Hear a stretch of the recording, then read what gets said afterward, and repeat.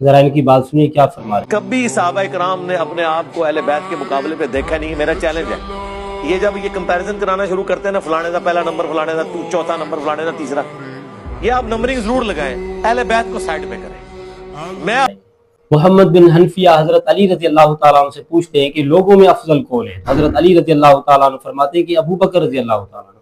پھر پوچھتے ہیں کہ کون ہے؟ کہا کہ عمر رضی اللہ تعالیٰ عنہ۔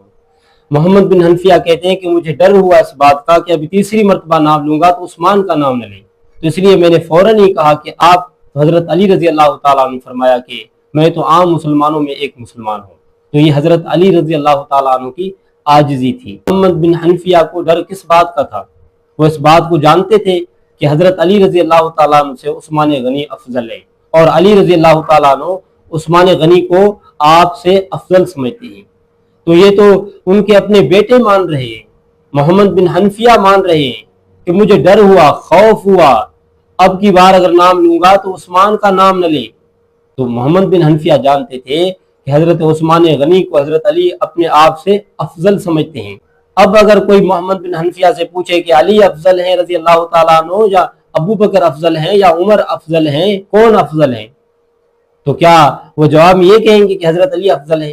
بلکہ وہ یہ کہیں گے کہ میرے والد نے حضرت علی رضی اللہ تعالیٰ عنہ یہ فرمایا کہ ابو بکر افضل ہے، عمر فاروق افضل ہیں، یہی کہیں گے نا۔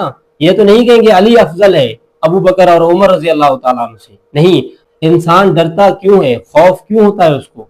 کیونکہ اس کے دل میں پہلے سے بات موجود ہوتی ہے، وہ اس بات کو جانتا ہے اور اس بات کو مانتا ہے، اس لیے اس کو اس بات سے ڈر لگتا ہے، خوف ہوتا ہے کہ ایسا نہ ہو جائے۔ اور محمد بن حنفیہ کے دل میں ڈر ہے، خوف ہے کہ اگر تیسری مرتبہ نام لوں گا تو عثمان کا نام نہ لے۔ تو محمد بن حنفیہ اس بات کو جانتے تھے کہ ابو بکر افضل ہے، عمر فاروق افضل ہے، پھر عثمان افضل ہے، اس بات کو مانتے تھے، تبھی ڈر تھا اس کے دل میں، تبھی حضرت عثمان کا نام نہیں لیا اور یہ کہا کہ آپ کا مقام اور مرتبہ کیا ہے؟ تو حضرت علی نے فرمایا میں تو عام مسلمانوں میں سے ایک مسلمان ہوں۔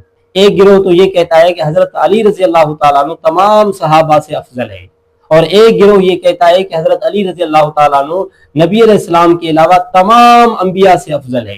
تو یہ ایسا عقیدہ ہے جو امت کے اجماع سے بالکل ہٹ کے ہے۔ یہ عقیدہ جو لوگوں نے نکالا ہے، جو بیان کرتے ہیں، لوگوں کو سمجھاتے ہیں، یہ اجماع امت سے بالکل ہٹ کے ہیں۔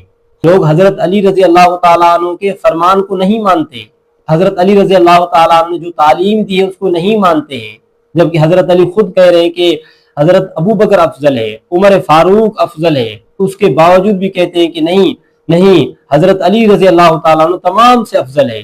پتہ نہیں یہ ان کا عقیدہ کیا ہے۔ حضرت علی تو خود کہتے ہیں کہ ابو بکر افضل، عمر افضل، اور یہ کہتے ہیں کہ علی افضل، کس کی بات کو مانا جائے؟